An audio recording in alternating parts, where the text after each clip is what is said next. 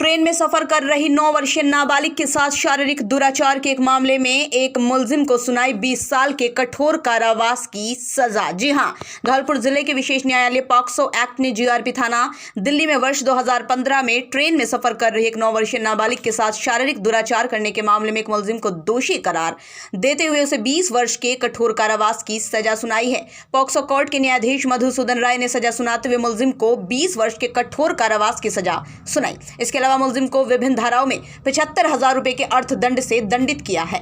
अर्थदंड में से 50,000 रुपए पीड़िता को दिए जाएंगे। विशेष न्यायालय पॉक्सो एक्ट के लोक अभियोजक संतोष मिश्रा ने बताया, मामला 2 अप्रैल 2015 का है, जब 9 वर्षीय पीड़िता अपनी 4 वर्षीय बहन मां के साथ ट्रेन में सफर कर रही थी। ट्रेन की 2 बर्थ पर सभी सो रहे थे। तभी चलती ट्रेन में धौलपुर के आसपास एक यात्री मोहम्मद दानिश बर्थ पर सो रही 9 वर्षीय नाबालिग के साथ दुराचार करने की कोशिश करने लगा। पीड़ित नाबालिग चिल्लाने लगी तो उसकी मां जग गई और ट्रेन में सफर कर रहे अन्य यात्रियों ने मोहम्मद दानिश को पकड़कर ट्रेन रेलवे पुलिस के हवाले कर दिया। पीड़िता की मां ने दिल्ली पहुंचकर जीआरपी थाने पर 0 नंबर पर मुकदमा दर्ज कराया।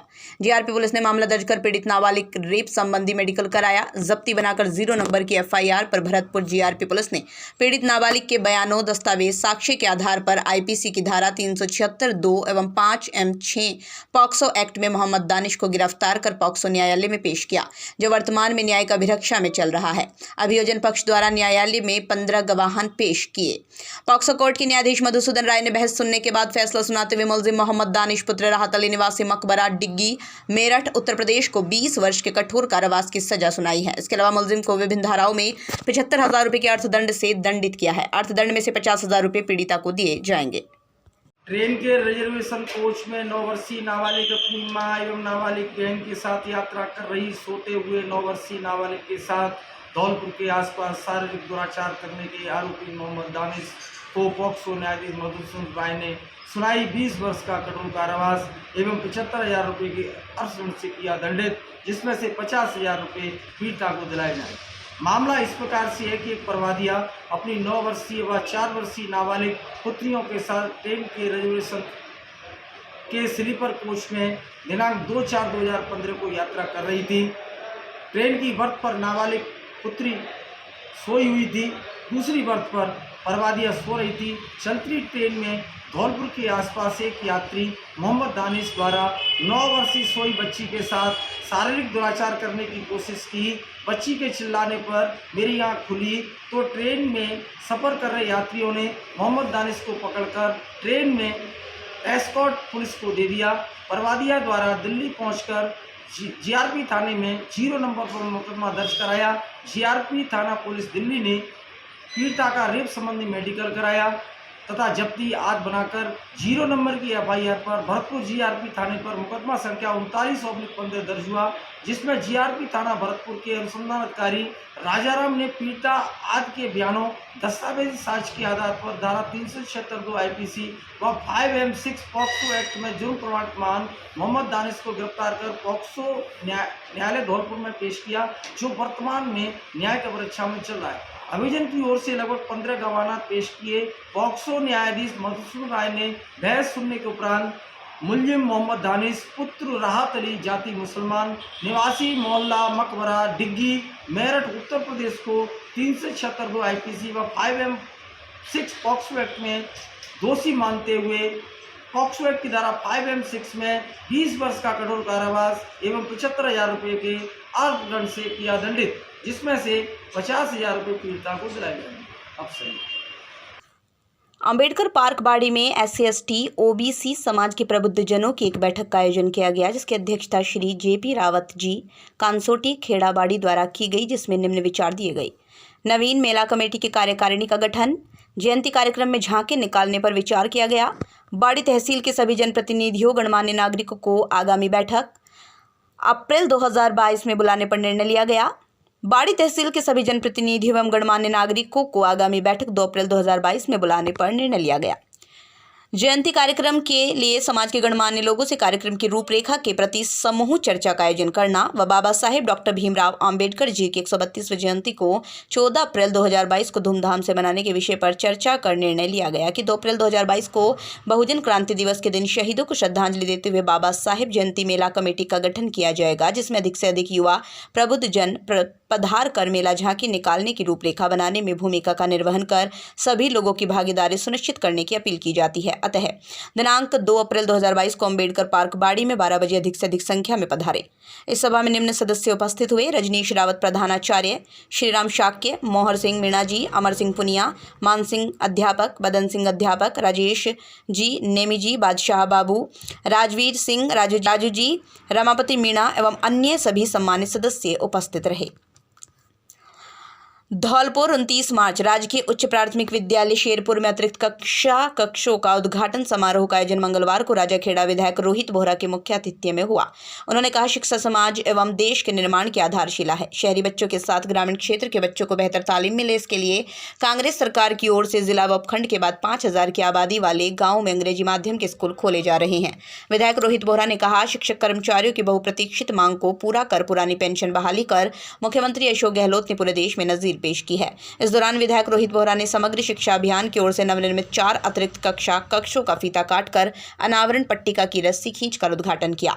समारोह में राजाखेड़ा नगर पालिका के चेयरमैन वीरेंद्र सिंह जादौन, राजाखेड़ा के प्रधान प्रतिनिधि राजकुमार तोमर, कांग्रेसी नेता प्रमोद शर्मा, श्रीराम राजपूत व अन्य बड़ी संख्या में कांग्रेसी पदाधिकारी, स्कूल स्टाफ, ग्रामीण मौजूद रहे।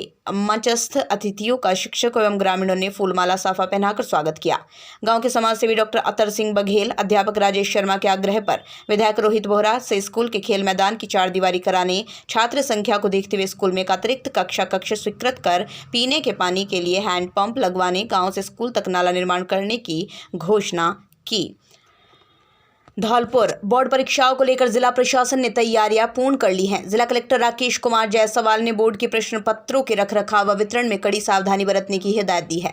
परीक्षा कार्य में लगे अधिकारी कर्मचारियों को पदीय कर्तव्यों का निर्वहन सजगता से करने के निर्देश दिए हैं। जिला शिक्षा अधिकारी अरविंद शर्मा ने बताया कि जिले भर में कुल 84 परीक्षा केंद्र बनाए गए हैं। 11 पुलिस थानों में परीक्षा प्रश्न पत्र सुरक्षित रखे गए हैं। राजकीय विद्यालय परीक्षा केंद्र 71 एवं निजी विद्यालय 13 परीक्षा केंद्र बनाए गए हैं, जिनमें से 59 ग्रामीण एवं 25 शहरी क्षेत्र में परीक्षा केंद्र बनाए गए। 81 परीक्षा केंद्र पर वीडियोग्राफी करवाई जाएगी। 3 परीक्षा केंद्रों पर सीसीटीवी की व्यवस्था द्वारा कड़ी नजर रखी जाएगी। सरमथुरा शिवम दीवान सरमथुरा में पिछले 7 दिन से चल रही श्रीमद् भागवत कथा के उपरांत आज पदमपुरिया फार्म हाउस पर भंडारे का हुआ आयोजन, जिसमें शहर के 4 से 5 हजार लोगों ने प्रसादी ग्रहण की, जिसमें अग्रवाल नवयुवक मंडल ने सफाई व्यवस्था, पानी, सब्जी, पूड़ी, पुआ की व्यवस्था संभाली। स्वर्णकार समाज ने दोनों पत्तल ग्लास की व्यवस्था संभाली। ब्राह्मण समाज ने काशी फल लड्डू की व्यवस्था संभाली। बजरंग दल के कार्यकर्ताओं ने रायता की व्यवस्था, सैन समाज ने खीर व इन सभी समाजों द्वारा भागवत कथा के भंडारे का सराहनीय कार्य रहा। पदमपुरिया परिवार ने सभी को धन्यवाद दिया, जिसमें सियाराम गोयल, शुभम गोयल, रजत गर्ग, निर्मल जिंदल आदि कार्यकर्ता मौजूद रहे। दिहोली थाना पुलिस ने अवैध शराब के खिलाफ कार्रवाई करते हुए एक युवक को गिरफ्तार किया है। उसके पास से पुलिस ने 52 शराब की बोतलों को जब्त किया है। आरोपी आदतन अपराधी, पहले भी चोरी और मर्डर के प्रयास के मामले दर्ज हैं। थाना प्रभारी बेधाराम अम्बेश ने बताया, पुलिस को सूचना मिली थी कि मछरिया चौराहे के पास एक युवक अवैध शराब बेच रहा है। इस पर पुलिस टीम मौके पर पहुंची। वहां अवैध शराब बेचते हुए आरोपी जयवीर उम्र 30 पुत्र अंतराम गुर्जर निवासी छतरीपुरा जैतपुर को अवैध शराब के साथ दबोच लिया। उसके पास मौके से 52 बोतल शराब की भरी हुई मिली।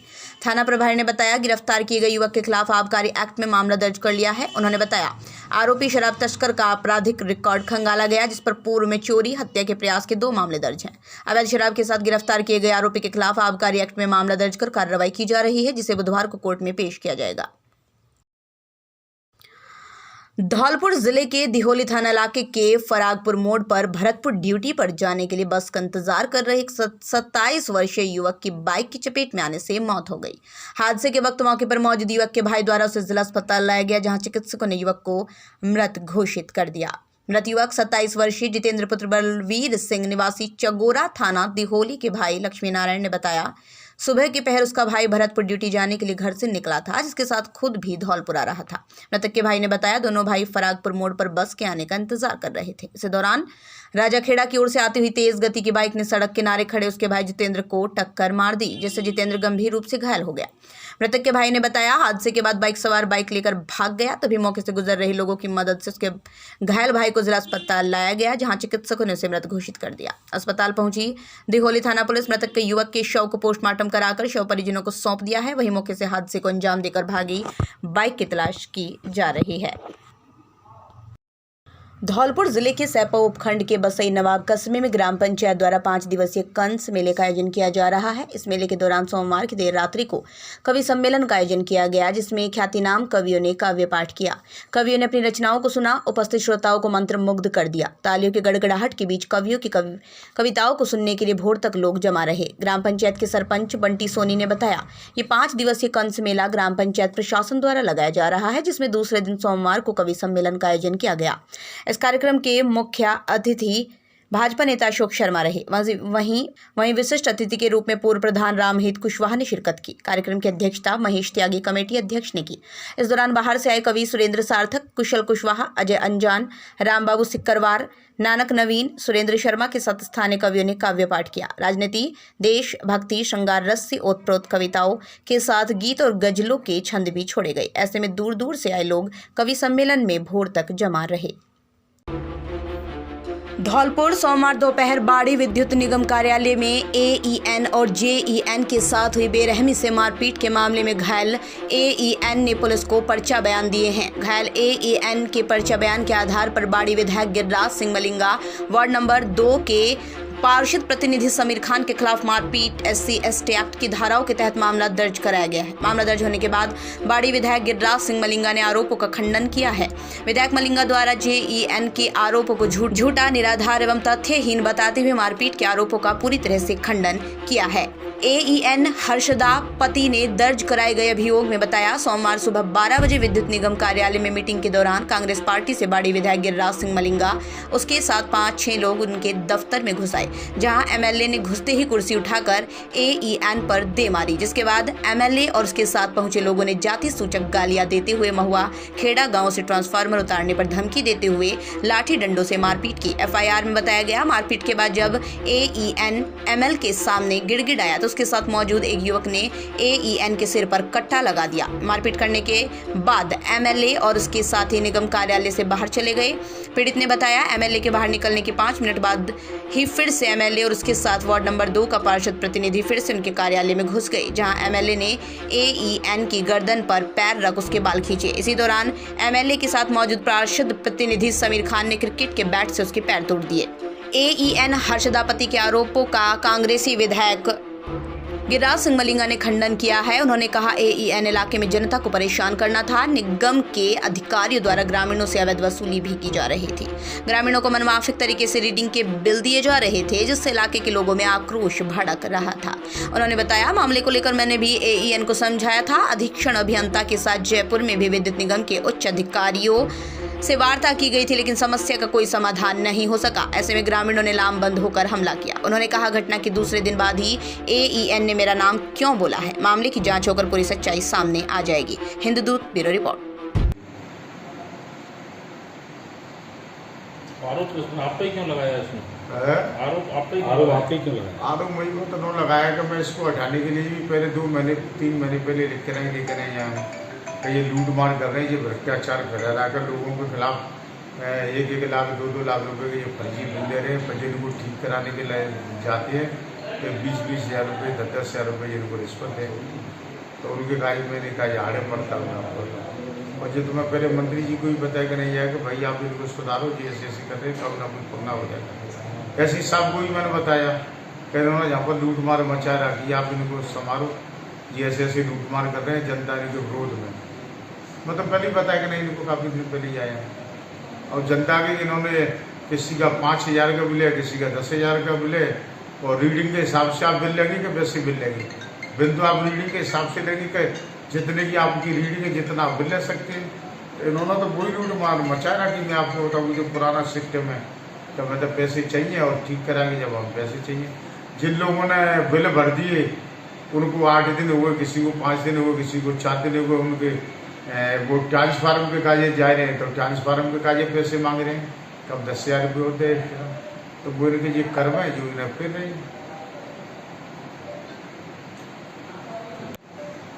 मेरे खिलाफ कराइए, वो जांच हो जाए, उसमें सच्चाई सामने आ जाएगी किसने क्या किया। मेरे खिलाफ इसने FIR करे थे, ऐसी बात तहरी कि मेरे को कोई जानता नहीं हो, सरकारी कर्मचारी ये सभी जानते हैं, पर इसने आज क्यों कराई, कल क्यों नहीं कराई मौके पर।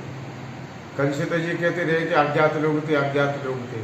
अगर अज्ञात लोग थे तो कल इन्होंने मुझे पहचाना नहीं कि ये मुझे जानते नहीं। जब जानते हैं, पहचानते हैं, तो फिर क्या बात है। सैपऊ कोलारी थाना क्षेत्र के गांव सखवारा में 45 वर्षीय व्यक्ति के कुएं के घाट पर पैर फिसलने से मौत हो गई। पुलिस ने मृतक के शव को कब्जे में लेकर बसई नवाब राजकीय अस्पताल की मॉर्चरी में रखवा दिया है। बुधवार को पोस्टमार्टम कराया जाएगा। कोलारी थाना प्रभारी नरेश पोसवाल ने बताया, 45 वर्षीय कल्ला पुत्र विशंभर जाति हरिजन सखवारा गांव के बाहर कुएं पर कबूतर पकड़ने गया था। कुएं के घाट पर खड़ा होकर कल्ला कबूतर पकड़ने का प्रयास कर रहा था। इसी दौरान कुएं के चिकने घाट पर पैर फिसल गया और वो गिर गया। घटना से ग्रामीणों में हड़कंप मच गया। मौके पर पहुंचे स्थानीय लोगों ने पुलिस को सूचित कर निजी स्तर पर व्यक्ति को निकालने का रेस्क्यू शुरू किया, लेकिन रेस्क्यू करने से पूर्व ही व्यक्ति की मौत हो गई। घटना से मृतक के परिजनों में कोहराम मच गया। थाना प्रभारी पोसवाल ने बताया, मृतक का शव कब्जे में लेकर बसई नवाब सरकारी अस्पताल की मॉर्चरी में रखवा दिया है। बुधवार को परिजनों की मौजूदगी में पोस्टमार्टम कराया जाएगा। पुलिस ने हादसे में मर्ग दर्ज कर जांच शुरू कर दी है।